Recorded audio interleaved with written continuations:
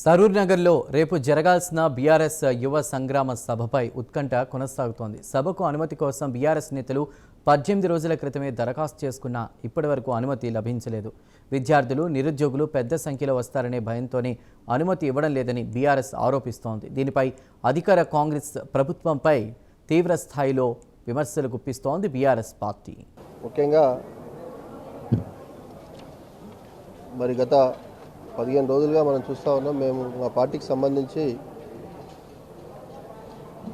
యువజన విద్యార్థి విభాగం ఆధ్వర్యంలో మరి సరూర్ నగర్ గ్రౌండ్లో ఒక కార్యక్రమం ఏర్పాటు చేసుకోవడం జరుగుతూ ఉంది.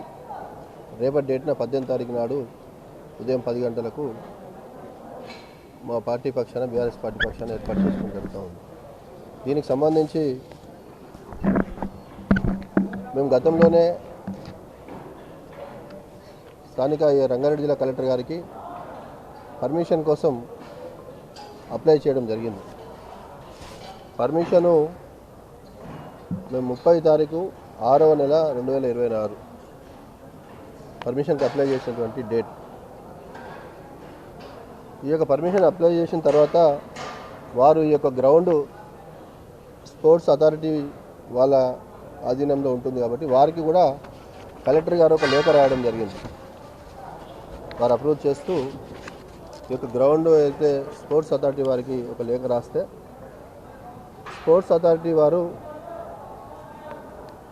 మల్కాజ్గిరి సిపి పరిధిలోకి, కమిషనర్ ఆఫ్ పోలీస్ పరిధిలోకి వస్తుంది కాబట్టి వారు మల్కాజ్గిరి సిపి గారికి కూడా ఈ యొక్క స్పోర్ట్స్ అథారిటీ వాళ్ళు రాశారు. స్వర్ణలత గారు, district youth sports officer, Rangareddy district, వారు సిపి గారికి వారు ఏ రోజు అంటే 8/7/2026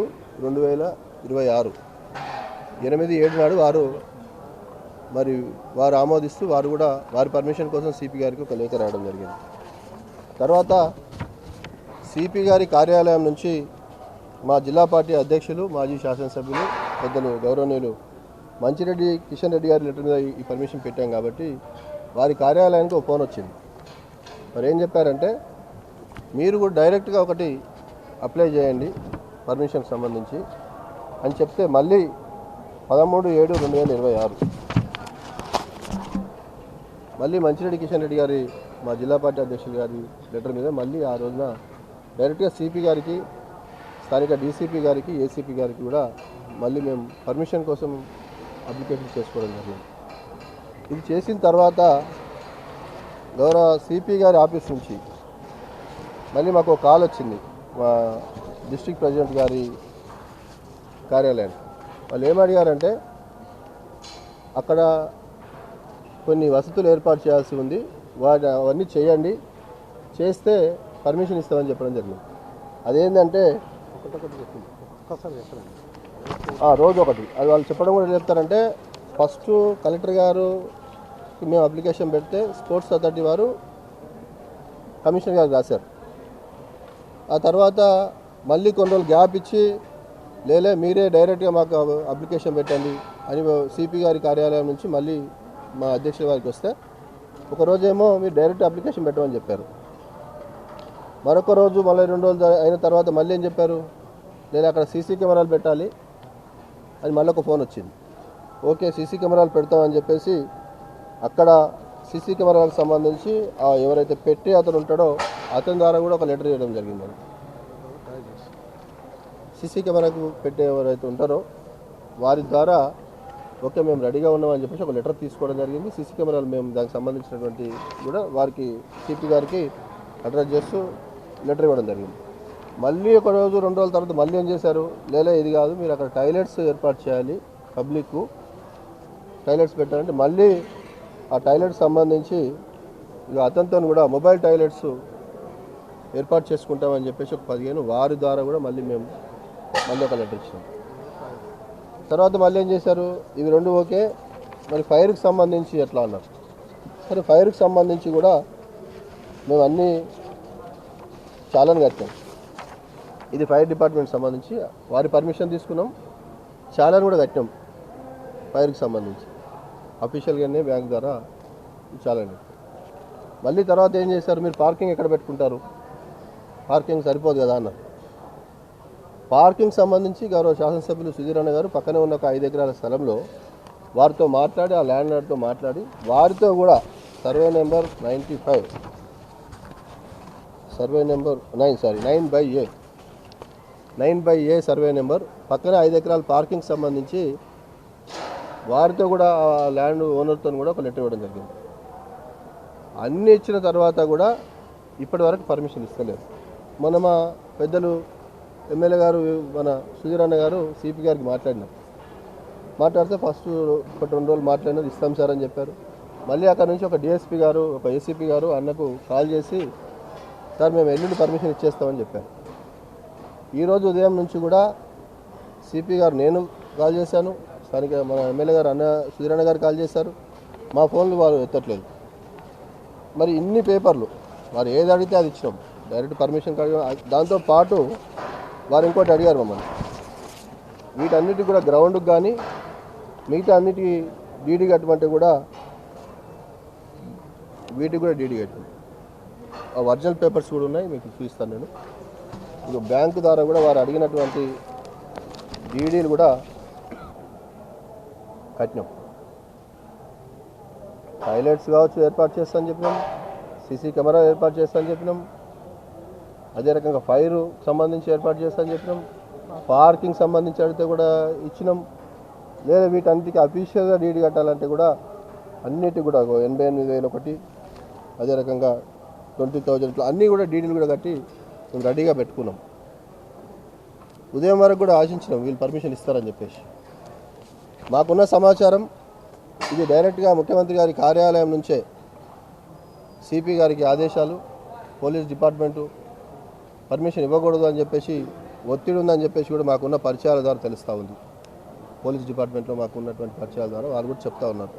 ముఖ్యమంత్రి గారిని మేము అడుగుతూ ఉన్నాం ఈరోజు, ముఖ్యమంత్రి గారు గతంలో మీరు ఈ గ్రౌండ్లో పెట్టుకున్నప్పుడు ప్రతిపక్షంలో ఉన్నారు. మీరు ఆనాడు బీఆర్ఎస్ పార్టీ అధికార పక్షంలో ఉన్నప్పటికీ మీరు ప్రియాంక గాంధీ గారిని పిలిచి ఇక్కడ సభ పెట్టుకుంటామంటే బీఆర్ఎస్ పార్టీ మీకు పర్మిషన్ ఇచ్చిందా లేదా అని చెప్పేసి మేము అడుగుతూ ఉన్నాం.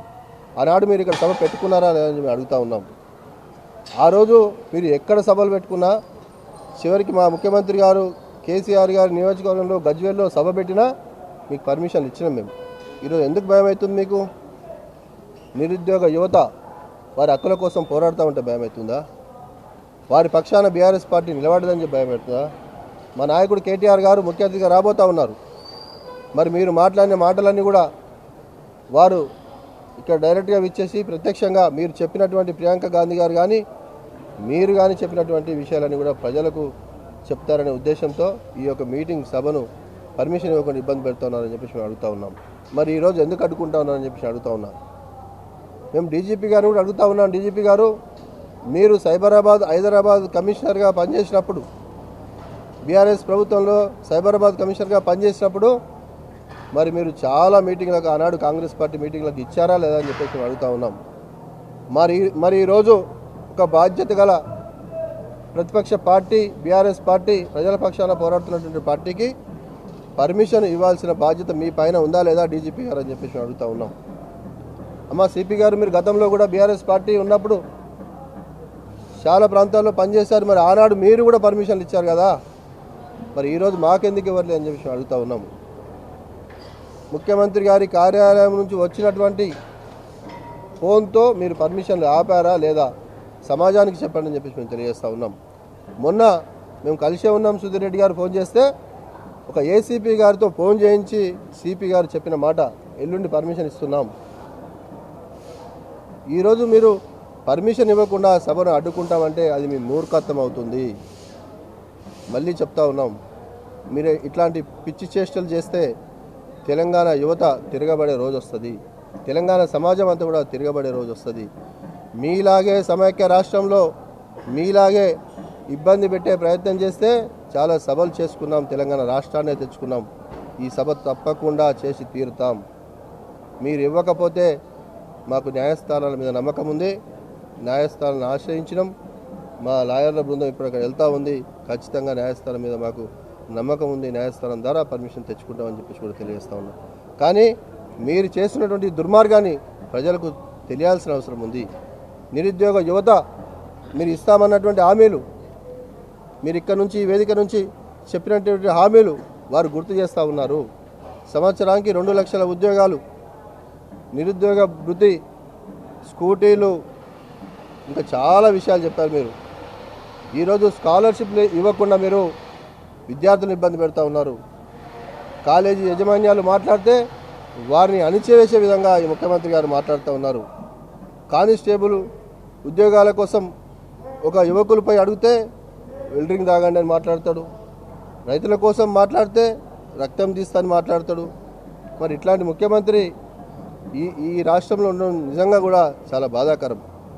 ఎందుకంటే ఈ రాష్ట్రం సుదీర్ఘ పోరాటం తర్వాత ఎంతోమంది అమరులు త్యాగాల ఫలితంగా రాష్ట్రాన్ని తెచ్చుకున్న తెలంగాణను 10 సంవత్సరాలు కేసీఆర్ గారి నాయకత్వంలో బ్రహ్మాండంగా అభివృద్ధి సంక్షేమంలో ముందుకు తీసుకెళ్ళాం. ఈరోజు ముఖ్యమంత్రి అయిన తర్వాత మనం చూస్తూ ఉన్నాం ఏ రకంగా ఈ రాష్ట్ర పరువు తీస్తూ ఉన్నాడు.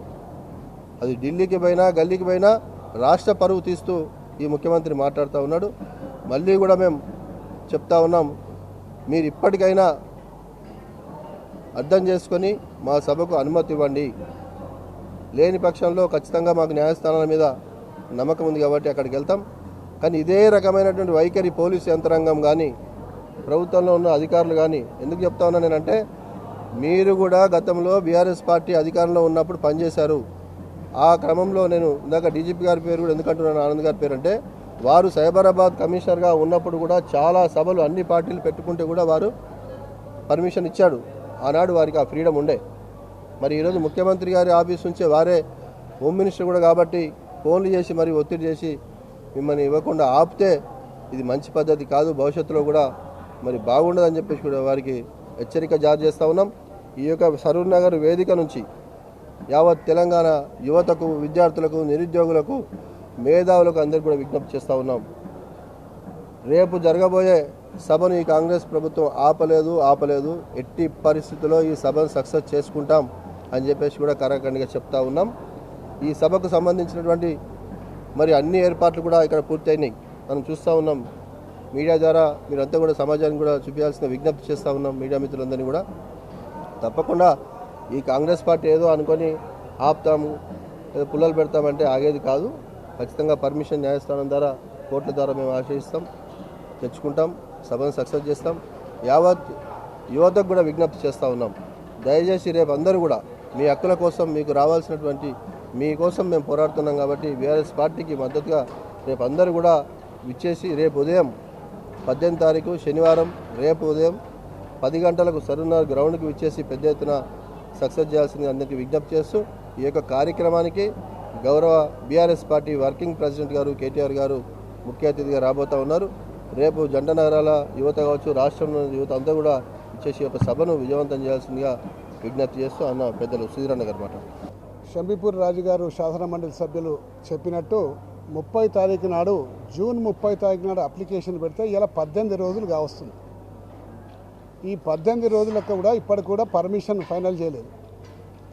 18 రోజుల్లో దాదాపు 6 రకాల కోరికలు ఈ కమిషనర్ గారు కోరింది, ప్రభుత్వం కూడా కోరింది.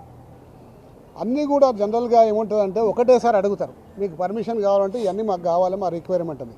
కానీ ఒక రోజేమో ఫస్ట్ సీసీ కెమెరాలు ఫిట్ చేయాలి, మీరు అండర్టేకింగ్ లెటర్ ఇవ్వాలంటే ఆ లెటర్ ఇచ్చినాం. రెండో రోజు మీరు టాయిలెట్ ఫిట్ చేయాలి, ఆ లెటర్ ఇవ్వమంటే ఆ లెటర్ ఇచ్చినాం. మూడో రోజు మీరు ఫైర్ పర్మిషన్కి అప్లై చేయాలి, దానికి సంబంధించిన ఫీజు కట్టాలంటే దానికి అప్లై చేసాం, దానికి సంబంధించిన డీడీ కట్టినాం. 4వ రోజు మీరు పార్కింగ్ ఎక్కడ పెడుతున్నారని అడిగింది. అడిగితే పక్కకున్న జాగా చూపెట్టినాం. ఆ జాగా చూపెడితే సరిపోదు, దాని ఓనర్ నుంచి లెటర్ కావాలని చెప్పి నన్ను ఆ ఓనర్ నుంచి లెటర్ కూడా తీసుకొచ్చి సబ్మిట్ చేసినాం. 5వ రోజు మీరు జిహెచ్ఎంసీకి మీరు అంతా వాడిపోతారు, అంతా చెత్త చెదారం వేస్తారు, దానికి క్లీనింగ్ ఛార్జెస్ ఉంటాయి, దానికి ఒక లెటర్ ఇవ్వాలి, మీరు దానికి డబ్బులు కడతామని చెప్పేసి అన్నారు. అది కూడా ఒక లెటర్ ఇచ్చిన. అంటే ఇవన్నీ కూడా ఒకరోజు అడిగితే చాలా బాగుంటుండే. రోజుకొకటి అడిగే వరకే మాకు ప్రభుత్వం మీద ఆ రోజు నుంచే డౌట్ వచ్చింది. 4 రోజుల క్రితం దాకా కమిషనర్ గారు నాతోటి కమ్యూనికేట్ చేస్తుండే ఫోన్లలో. ఒకరోజు మాకు ఆ టేబుల్ మీకే రాలేయండి మీ ఫైల్ అని చెప్పేసి అన్నది. దాని తర్వాత టేబుల్ మీదకి వచ్చింది. టేబుల్ మీదకి వచ్చినాక నేను మిగతా అన్ని కూడా చేస్తామని చెప్పేసి చెప్పిండ్రు. దాని తర్వాత 2 రోజుల నుంచి కమిషనర్ గారు ఫోన్ ఎత్తడం లేదు. ఎత్తకపోగా రవీందర్ రెడ్డి గారు అని ఒక ఏసీపీ గారు ఫోన్ చేసి, మీరు కమిషనర్ గారికి ఫోన్ చేస్తున్నంట, కమిషనర్ గారు బిజీగా ఉన్నారు, నన్ను చెప్పమని చెప్పిండ్రు, మీ అన్ని కూడా ఫైల్ వచ్చింది, క్లియర్ చేస్తాము, మీకు పర్మిషన్ ఇస్తామని చెప్పారు. అంటే నాకు మీ మీద అనుమానం వస్తుంది. మరి ఇన్ని రోజుల నుంచి ఇన్ని రకాల కోరికలు కోరినరు, మేము అన్నీ సబ్మిట్ చేసినాము, మరి ఇప్పటివరకు పర్మిషన్ ఇవ్వకుంటే ఎట్లా ఏసీపీ గారు అని అన్నా. లేదంటే ఖచ్చితంగా ఇస్తాము, మీరేం అనుమాన పడకండి అని చెప్పేసి ఏసీపీ గారు చెప్పారు. కానీ ఈరోజు 17th మధ్యాహ్నం 1 గంట అవుతుంది, ఇప్పటి వరకు పర్మిషన్ లేదు. రేపు ఉదయమే మా సభ, ఫోన్ చేస్తే ఫోన్ ఎత్తడం లేదు. మాకు తెలిసిన విషయం ఏంటంటే ముఖ్యమంత్రి కార్యాలయం నుంచి ఇన్స్ట్రక్షన్స్ వచ్చినాయి, ఈ పర్మిషన్ ఇవ్వద్దు, వీరికి పర్మిషన్ ఇవ్వద్దని. ఎందుకు ఇవ్వద్దని చెప్పేసి అంటే నిన్న మొన్న ఇచ్చిన ఇంటెలిజెన్స్ సమాచారం ప్రకారం మేము ఏదో మామూలు సభ పెట్టుకుందాం అనుకున్నాం. కానీ ఈ హైదరాబాద్ నగరం చుట్టుపక్కల ఉన్న అనేక మంది విద్యార్థి లోకం, నిరుద్యోగ లోకం అంతా కూడా పెద్ద ఎత్తున తరలి వస్తుండ్రు. కొన్ని వేల మంది జమ అవుతుండ్రు. ఈ జమ అయితే ప్రభుత్వానికి వ్యతిరేకంగా తీవ్రమైన నష్టం జరుగుతుంది. కాబట్టి ఇన్ని వేల మంది జమ కాకుండా ఈ మీటింగ్కే పర్మిషన్ ఇవ్వకుండా అయిపోతుందని చెప్పేసి ఒక దురాలోచనతోటి ఈరోజు ప్రభుత్వం వ్యవహరిస్తున్నందుకు తీవ్రంగా ప్రభుత్వ వైఖరిని ఖండించుకుంటూ మరి డిగ్రీ ఎగ్జామ్స్ కూడా 14వ తారీఖు నాడు డిగ్రీ ఎగ్జామ్స్ ఉండే 14వ తారీఖు నుంచి 16వ తారీఖు నాడు చేసిండ్రు అని చేయకుండా 16వ తారీఖు నాడు చేస్తామని చెప్పేసి ఉన్నత విద్యా మండలి వాళ్ళు ఒక మాట మాట్లాడుకున్నాక మేము 18వ తారీఖు నాడు మీటింగ్ పెట్టామని అప్లికేషన్ ఇచ్చినప్పుడు ఆ ఎగ్జామ్స్ని కాస్త 16 నుంచి 18కి పోస్ట్పోన్ చేసి, అంటే 18కి పోస్ట్పోన్ చేస్తే డిగ్రీ విద్యార్థులు ఎవరు కూడా రాకుండా ఉంటారు, తద్వారా ఇలా మీటింగ్ని అరికట్టొచ్చని. కానీ నిన్న మొన్న సమాచారం, ఇంటెలిజెన్స్ సమాచారంతో బెంబేలు ఎత్తిపోయి మనం ఎంత ఆపుదామన్నా ప్రయత్నం చేసినా కానీ ఆగేటట్టు లేరు. కాబట్టి మీటింగ్కి పర్మిషన్ ఇవ్వకుంటే దీన్ని ఆపేయచ్చు అని చెప్పేసి ఈరోజు ముఖ్యమంత్రి కార్యాలయం అనుకుంటుంది. కాబట్టి ఈ వైఖరిని తీవ్రంగా ఖండిస్తూ ఈరోజు గతంలో అధికారంలోకి వస్తాంకు మరి గతంలో మీరు అధికారం చేపట్టడానికి అనేక వాగ్దానాలు అనేక సందర్భాలలో వివిధ డయాస్ల మీద మీరు చేసిండ్రు. ఇలా రాహుల్ గాంధీని సెంట్రల్ లైబ్రరీ తీసుకొచ్చి ఆ రోడ్డు మీద కూర్చోబెట్టి ఛాయ్ తాగిపించి మేము 1 సంవత్సరంలో 2 లక్షల ఉద్యోగాలు ఇప్పిస్తామని ఆ రోజు చెప్పిండ్రు. మరి అదే కాకుండా మరి రాహుల్ గాంధీ గారు ఒకరు చెప్తే నమ్ముతారో నమ్మరో ఈ తెలంగాణ ప్రజానీకనం అని మళ్ళీ ప్రియాంక గాంధీని ఇదే గ్రౌండ్లో 2023 మే 28వ తారీఖు నాడు తీసుకొచ్చిండ్రు. ఆమెతోటి చెప్పించిండ్రు 2 లక్షల ఉద్యోగాలు ఇస్తామని చెప్పి. మరి వివిధ సందర్భాల్లో వివిధ వేదికల మీద ముఖ్యమంత్రి గారు అనేక సందర్భాల్లో నొక్కి ఒక్కానించిండ్రు. ఒక ఉద్యోగం బీకేయండి, మీరు కేసీఆర్ గారు ఒక ఉద్యోగం బీకేయండి, 2 లక్షల ఉద్యోగాలు 1 సంవత్సరంలో మీకు ఇచ్చేస్తా అని చెప్పేసి ఆ రోజు యువకులను నమ్మవలికిండ్రు. యువకులని అందరినీ కూడా బీఆర్ఎస్ పార్టీ మీకు ఎగేసిండ్రు. మరి ఇలా కేసీఆర్ గారు ఉద్యోగం పోయి 3 సంవత్సరాలు అవుతుంది కండి. ఈ 3 సంవత్సరాల్లో మరి నువ్వు ఎందుకు ఇవ్వలే ఉద్యోగాలు? మీ అఫీషియల్ వెబ్సైట్లో 16,000 ఉద్యోగాలు ఇచ్చిన సంగతి స్పష్టంగా మీ అఫీషియల్ వెబ్సైట్లో ఇలా పెట్టడం జరిగింది. మరి నిన్న మొన్న మేము అందరం కూడా నిరుద్యోగ వంచన సభ చేస్తే మరి ఏదో స్టూడెంట్ విద్యార్థి లోకంలో మరి నిరుద్యోగ లోకంలో కదలిక వచ్చింది. ఈ కదలిక పెద్దగా కాకముందుకే ఏమన్నా నోటిఫికేషన్లు ఇద్దామని చెప్పి జూన్ 2వ తారీఖున 290 ఉద్యోగాలకు నోటిఫికేషన్లు ఇచ్చారు. ఇస్తే విద్యార్థి లోకం నిరుద్యోగ లోకం అంతా కూడా బగ్గుమంటే మరి ఈ రియాక్షన్ బాగా ఎక్కువ ఉన్నది కాబట్టి మళ్ళీ ఒక 5,000 నోటిఫికేషన్లు ఇస్తా, ఫైనాన్స్ డిపార్ట్మెంట్కి పంపిస్తాం, క్లియరెన్స్ తెచ్చుకుంటామని చెప్పేసి చెప్పిండ్రు. మరి ఇప్పటి వరకు కూడా అఫీషియల్గా ఇంకా ఏమీ రాలేదు.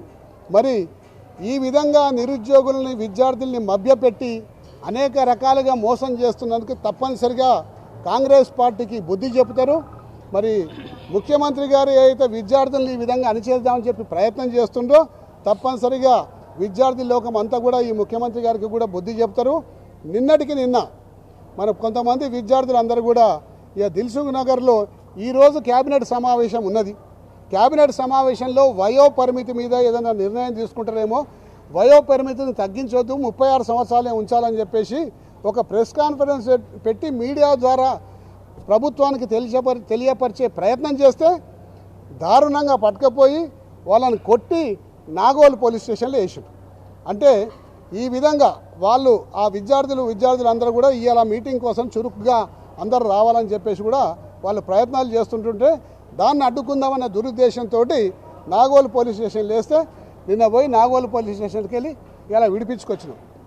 చొక్కాలు చింపి ప్యాంట్లు కూడా వీకేసి లారీలలో నూకి ఈ విధంగా అరెస్ట్ చేస్తుంటే ఇంత తీవ్రమైన దమనకాండ ఈ తెలంగాణ రాష్ట్రంలో విద్యార్థి నిరుద్యోగుల మీద నడుస్తున్నందుకు తీవ్రంగా ఖండిస్తూ దీన్ని నువ్వు ఆపలేవు, దీన్ని ఏ విధంగా నువ్వు అడ్డుకోలేవు.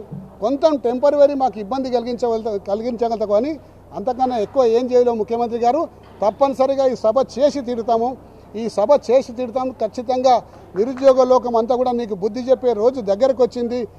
నిరుద్యోగుల పట్ల మరి విద్యార్థుల పట్ల బీఆర్ఎస్ పార్టీ అండగా ఉంటుంది, వాళ్లకు తోడుగా ఉంటుంది.